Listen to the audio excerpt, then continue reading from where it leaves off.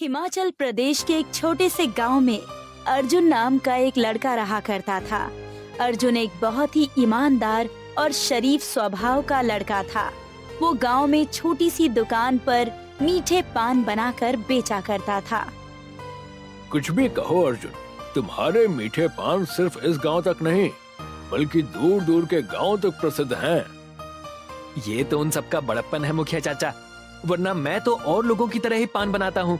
बल्कि मैं तो मानता हूँ कि मुझसे कहीं ज्यादा अच्छा मीठा पान तो सुखिया चाचा बनाते हैं। अरे नहीं अर्जुन, ये तो तुम्हारा बड़प्पन है। मेरा विश्वास है कि तुम एक दिन जरूर तरक्की करोगे। आप भी ना मुखिया चाचा, कभी सुना है आपने कि पान बेचने वाला तरक्की करे? अच्छा सुनो, शहर से मेरे कुछ मेहमान आ रहे हैं शाम तक। वो यहाँ पर आ जाएंगे। मैंने तुम्हारे मीठे पान की बहुत ज्यादा तारीफ कर रखी है, तो तुम थोड़ा सा उनका ध्यान रखना, ठीक है? बिल्कुल मुखिया चाचा, बिल्कुल। आप टेंशन फ्री होकर शाम को उन्हें यहाँ ले आइए। मेरे हाथ का बना हुआ पान वो अपने जीवन में कभी भूल नहीं पाएंगे। शाम को मुखिया 2 लोगों के साथ वहाँ पर पहुँच गया। अर्जुन, यही है मेरे वो शहर से आए हुए मेहमान। अर्जुन ने उन दोनों को 2 मीठे पान बनाकर दे दिए, मगर जैसे ही उन दोनों ने उन दोनों मीठे पानों को खाया, अचानक उनकी जुबान कट गई। क्या हुआ? अर्जुन के बने हुए पान तो बड़े प्रसिद्ध होते हैं, तुम दोनों इतना बुरा सा मुंह क्यों बना रहे हो? क्या मुखिया जी, आपने तो कहा था कि आपके गांव का ये लड़का बहुत ही अच्छे पान बनाता है। मुखिया क्रोधित होते हुए अर्जुन से बोला, ये क्या हरकत है अर्जुन? तुम इन सबके सामने अपमान करना चाहते हो?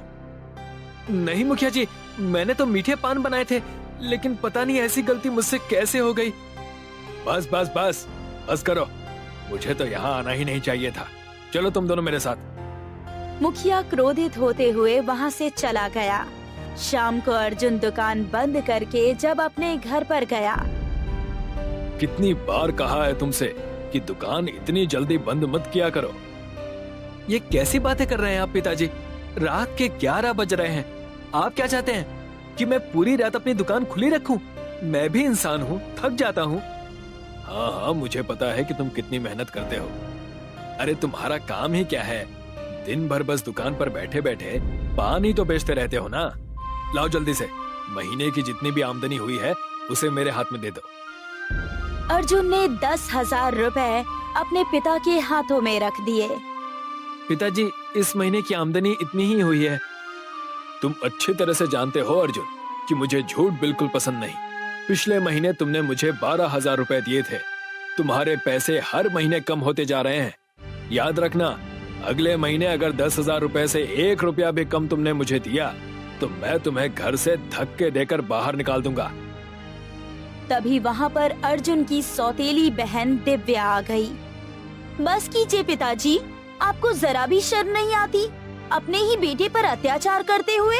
भैया सुबह से लेकर शाम तक जी तोड़ मेहनत करते हैं और अपनी कमाई का 1-1 रुपया आपके हाथों में रख देते हैं। उसके बाद भी आपकी पैसों की भूख मिटने का नाम ही नहीं ले रही।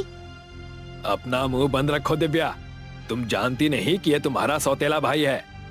हाँ जानती हूँ, ये मेरा सौतेला भाई है, लेकिन शायद आप नहीं जानते कि भाई भाई होता है, फिर चाहे वो सगा हो या सौतेला। अरे इतना तो कोई सगा बेटा भी नहीं करता जितना कि आपके लिए भैया कर रहे हैं। अपनी बेटी की बात सुनकर निरंजन दास वहाँ से चले गए। तुम्हें पिताजी से ऐसे बात नहीं करनी चाहिए दिव्या। और पिताजी जो हर समय आपको बुरा भला बोलते रहते हैं, वो कहाँ तक सही है? अब आप हाथ पैर धो लीजिए, मैं आपके लिए खाना लाती हूँ। अगले दिन अर्जुन अपनी दुकान पर पहुँच गया, मगर वहाँ जाकर उसने देखा कि उसकी दुकान टूटी हुई थी और वहाँ पर मुखिया कुछ व्यक्तियों के साथ खड़ा था और उसे क्रोध भरी नजरों से देख रहा था। ये आपने क्या किया? मेरी दुकान क्यों तोड़ दी? कल तुमने जो मेरे मेहमानों के सामने अपमान किया था ना, उसका बदला तो मुझे लेना ही था। मैंने पान में जानबूझकर चूना नहीं डाला था मुखिया जी। अच्छा, तो वो चूना अपने आप ज्यादा हो गया। ज्यादा अच्छा बनने की कोशिश मत करो अर्जुन, मुझे सब पता है। ये सब तुम्हारी चाल थी, मुझे अपमानित करने की। तो इसके बदले आप मुझे मार देते, पीट लेते, मेरी दुकान तोड़ने की क्या जरूरत थी? तेरी ये दुकान अवैध जगह पर स्थित थी, इसीलिए मैंने इसे तोड़ दिया। अब तुम चाह कर भी इसकी रिपोर्ट पुलिस में दर्ज नहीं करा सकते। और वैसे भी तुम्हारी दुकान में था ही क्या, सिर्फ ये पान। मुखिया जी, अब मैं क्या करूंगा? आप तो जानते हैं कि मेरे पिताजी को हर महीने मुझे एक बंधी हुई रकम देनी होती है। अगर मैंने समय पर उन्हें पैसे नहीं दिए तो वो मुझे घर से धक्के देकर बाहर निकाल देंगे। तो फिर तुम एक काम करो अर्जुन, अपनी पान की टोकरी उठाओ और घर घर जाकर पान बेचो। अर्जुन बेचारा फूट फूट कर रोने लगा, लेकिन उसके पास अब घर घर पान बेचने के अलावा और दूसरा कोई चारा नहीं था। उस दिन के बाद अर्जुन टोकरी लेकर घर घर पान बेचने लगा। शाम तक वो इतना थक जाता कि उसे कुछ भी होश न रहता। एक दिन की बात है, अर्जुन पान बेचकर शाम को घर जा रहा था कि तभी एक बूढ़ा व्यक्ति सड़क पर उसे रोता हुआ मिला। क्या हुआ बाबा, आप रो क्यों रहे हैं? बेटा, मेरी पत्नी बीमार है और मेरे पास इतने पैसे नहीं हैं कि मैं उसका इलाज करा सकूं। डॉक्टर ने तो तुरंत उसे भर्ती करने के लिए कहा है। आपको कितने पैसों की आवश्यकता है बाबा? मुझे 10,000 रुपए की सख्त जरूरत है। काश अगर कहीं से मुझे पैसे मिल जाते तो मेरी पत्नी की जान बच जाती। अर्जुन अपने मन में कुछ सोचने लगा, क्योंकि उसके पास कोई 10,000 रुपए ही थे। बूढ़ा व्यक्ति अर्जुन की बात सुनकर खुश हो गया। ये लीजिए बाबा, 10,000 रुपए आप रख लीजिए और अपनी पत्नी का जाकर इलाज करवाइए। बेटा, मेरी कोई संतान नहीं है, लेकिन गांव के उस पहाड़ी पर मेरी जमीन पड़ी हुई है। तुम चाहो तो उसमें खेती कर सकते हो। बाबा, लेकिन अगर आपके पास जमीन पड़ी हुई थी तो आपने उस जमीन को बेचकर अपनी पत्नी का इलाज क्यों नहीं कराया? इतनी जल्दी उसे कोई खरीद नहीं पाता बेटा। लेकिन बाबा, मैं उस जमीन में किसकी खेती करूंगा? तुम पान बेचते हो ना, तो फिर पान की खेती क्यों नहीं कर लेते? इतना कहकर उस व्यक्ति ने पान का टुकड़ा अर्जुन को दे दिया और बड़े रहस्यमयी अंदाज में बोला, ये कोई मामूली पान का टुकड़ा नहीं है, बल्कि एक जादुई पान का टुकड़ा है। बरसों पहले इस पान के टुकड़े को मुझे किसी ने दिया था। आज मैं इस पान के टुकड़े को तुम्हें वरदान स्वरूप दे रहा हूँ। तुम जैसे ही इस पान के टुकड़े को जमीन में गाड़ कर निकालोगे, कुछ ही समय बाद पान की खेती पूरी जमीन में फैल जाएगी। मगर याद रखना, लालच मत करना और अधिक पान मत उगाना।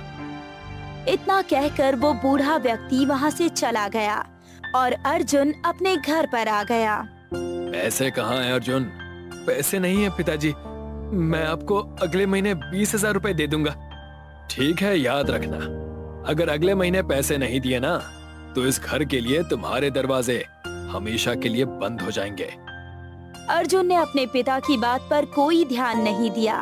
अगले दिन अर्जुन ने उस व्यक्ति के बताए हुए मुताबिक खुद की जमीन पर पहुंच गया और अर्जुन ने वो छोटा सा पान का टुकड़ा जमीन में गाड़ दिया।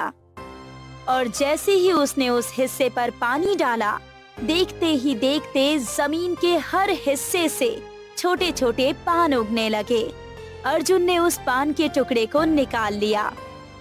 बाबा तो वाकई बड़े चमत्कारिक निकले।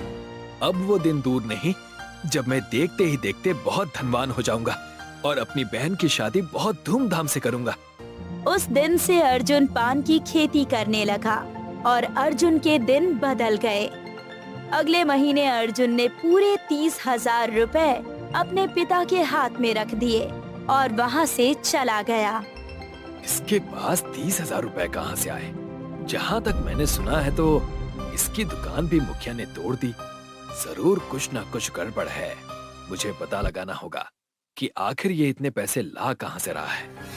उस दिन के बाद अर्जुन के सौतेले पिता अर्जुन का पीछा करने लगे और एक दिन उसने अर्जुन को पान की खेती करते हुए देख लिया। वो हंसते हुए अर्जुन की ओर देखकर बोला, अच्छा, तो सारा का सारा माजरा ये है। लेकिन तुमसे बड़ा मूर्ख इंसान मैंने अपने जीवन में नहीं देखा। अरे तुम्हारे पास जब ये जादुई पान का पत्ता है और तुम इससे बहुत सारी खेती कर सकते हो और बहुत सारे पान उगा सकते हो, तो फिर तुम इतने कम पान क्यों उगाते हो? नहीं पिताजी, मैं लालच नहीं करूंगा। लाओ, वो पान का टुकड़ा मुझे दे दो। खेती मैं करूंगा और तुम जाकर घर पर बैठो। पिताजी, आप बात समझने की कोशिश कीजिए। ज्यादा लालच अंधा कर देता है और मुझे ज्यादा पान उगाने से मना किया गया है। तुम अच्छी तरह से जानते हो अर्जुन कि अगर मैंने इस संसार में किसी से प्रेम किया है तो वो सिर्फ धन से किया है। अगर तुमने वो पान का टुकड़ा सीधे तरीके से मेरे हवाले नहीं किया तो घर से मैं सिर्फ तुम्हें ही नहीं निकालूंगा बल्कि तुम्हारी बहन को भी धक्के देकर बाहर निकाल दूंगा। न चाहते हुए भी अर्जुन ने मजबूरी में वो पान का टुकड़ा अपने पिता को दे दिया।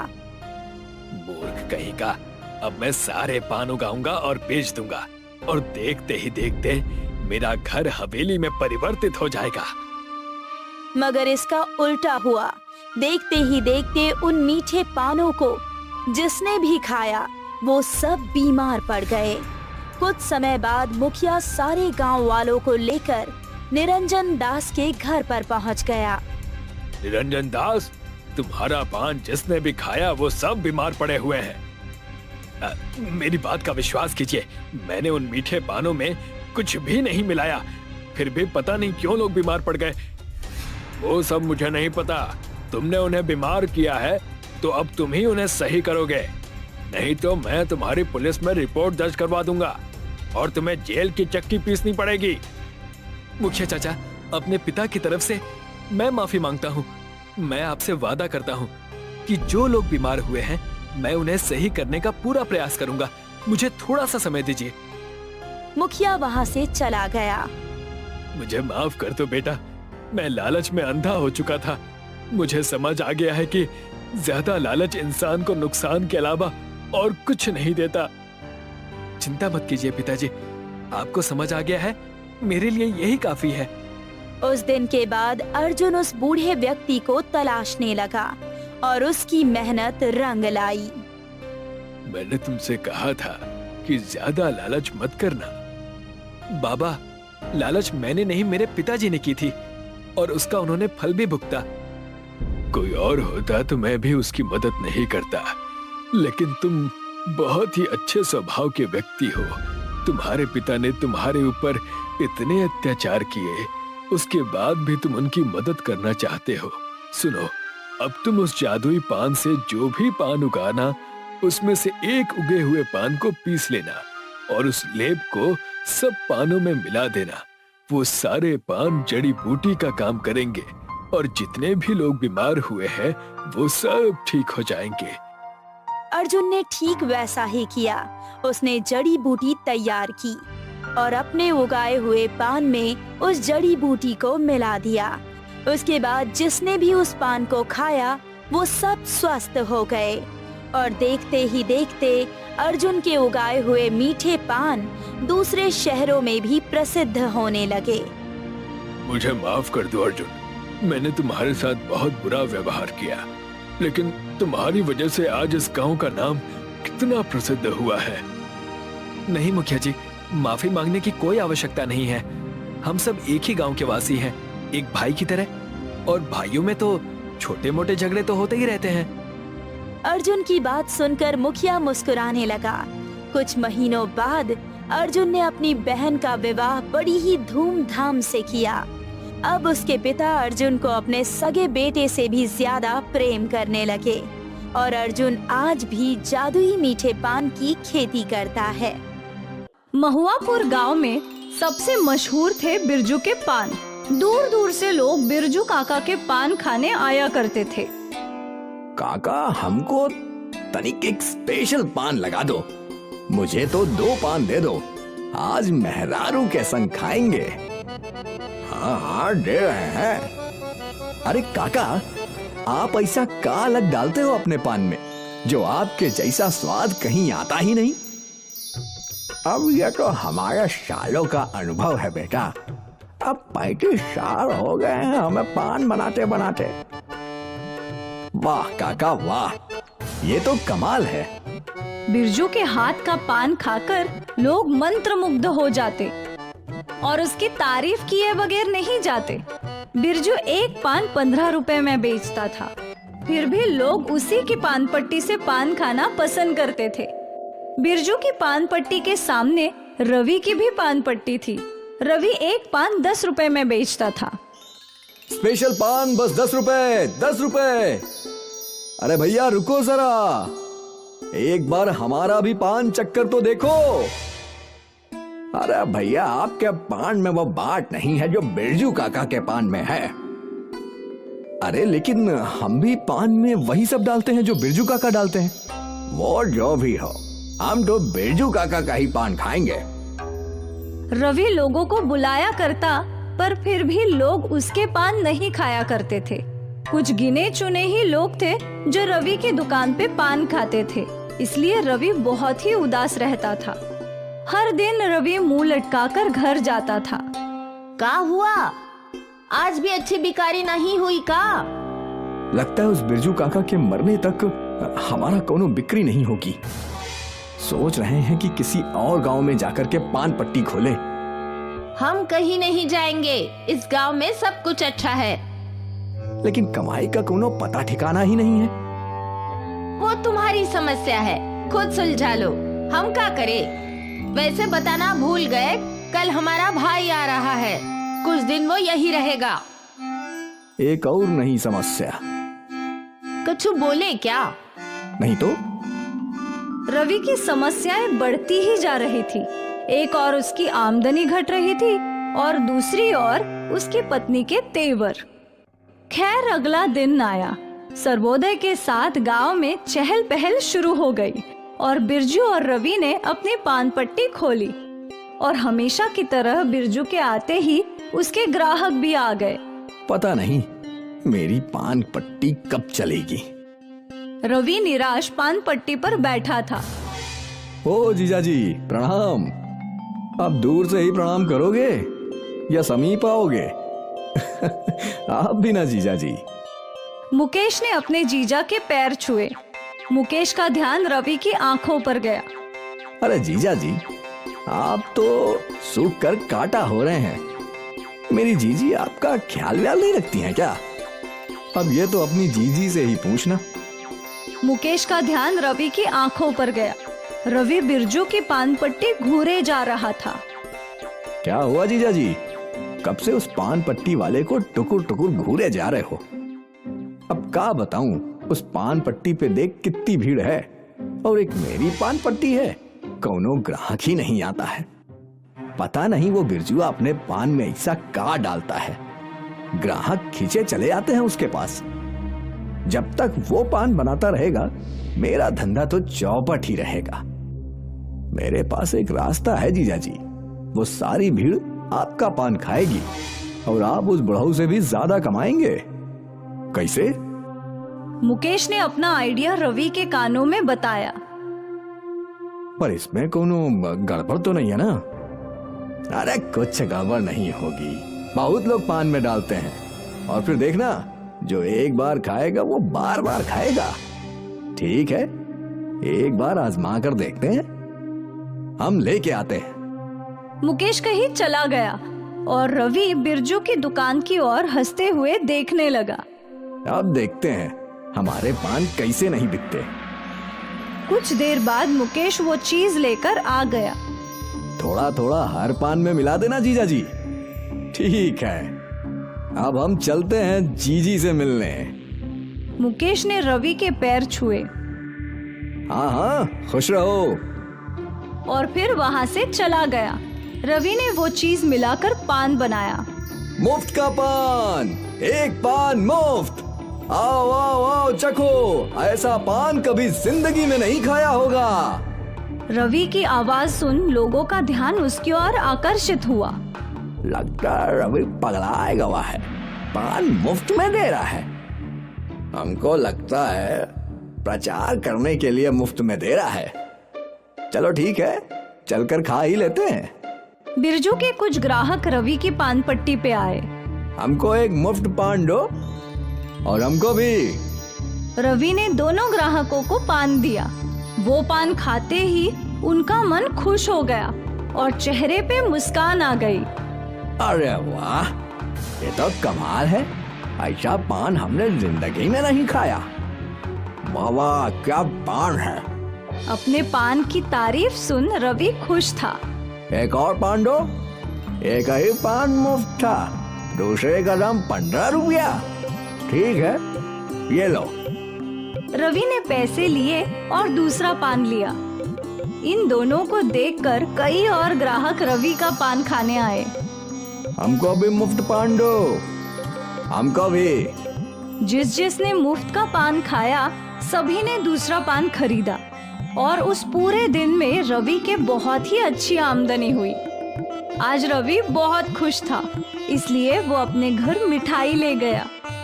अरे वाह जीजा जी, बहुत खुश लग रहे हो। तुम्हारा आइडिया काम कर गया। आज पहली बार इतने सारे पैसे एक ही दिन में कमाए हैं हम।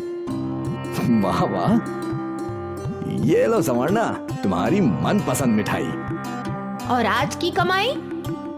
रवि ने पैसों की गड्डी स्वर्णा के हाथ में रख दी, जो देखकर वो भी हैरान थी। अरे ई का, आज कोनो जादू वादू किए हो क्या? जीजी, ये हमारा कमाल है। आज से जीजा जी रोज ऐसे मोटे पैसे कमाएंगे। वाह भैया। स्वर्णा ने अपने भाई का बहुत लाड किया। रवि रोज वो चीज पान में मिलाने लगा। ग्राहक उस पान को बार बार खाने आने लगे। बिरजू के भी सारे ग्राहक अब रवि का पान खाते थे। बिरजू की पान पट्टी अब खाली रहने लगी। ये देखकर बिरजू हैरान था। हे भगवान, ये कैसी माया है जे। अपनी कृपा हमरा पे बनाए रखना भगवान। बिरजू प्रार्थना कर ही रहा था कि उसकी दुकान पर एक ग्राहक आया, एक अजनबी ग्राहक। काका, एक पान दो। बिरजू ने उस ग्राहक को पान दिए और 15 रुपए ले लिए। फिर वही ग्राहक रवि की दुकान पर गया और उसने वहाँ से भी एक पान खरीदा और फिर अपनी गाड़ी में बैठकर निकल गया। कुछ देर बाद ये अजनबी वापस लौटा और सीधा रवि की दुकान पर गया। उसने रवि के हाथों में हथकड़ी बांध दी। भोले भाले लोगों को अफीम वाला पान खिलाते हो? ये झूठ है सर, हमने अफीम नहीं मिलाया। हम नारकोटिक डिपार्टमेंट से हैं। हमें पहले ही टिप मिल गई थी कि इस गांव में कोई पान वाला अफीम मिलाकर बेच रहा है। और जब हमने दोनों पान वालों के पान को चेक किया तो पता चला कि तुम्हारे पान में अफीम मिली है। अब तुम्हारी आगे की जिंदगी जेल में कटेगी। पुलिस वालों ने रवि को गिरफ्तार किया और जेल में डाल दिया। उसके थोड़े से पैसों के लालच ने उसकी जिंदगी बर्बाद कर दी। हमारी ही बुद्धिया पर पत्थर पड़ गया था, जो हमने अपने साले की बात सुन पान में अफीम मिलाया। लालच के चक्कर में हमारा ही हाल हो गया है। ना वो पान में अफीम मिलाता और ना उसके ये हाल होते। लालच बुरी बला है।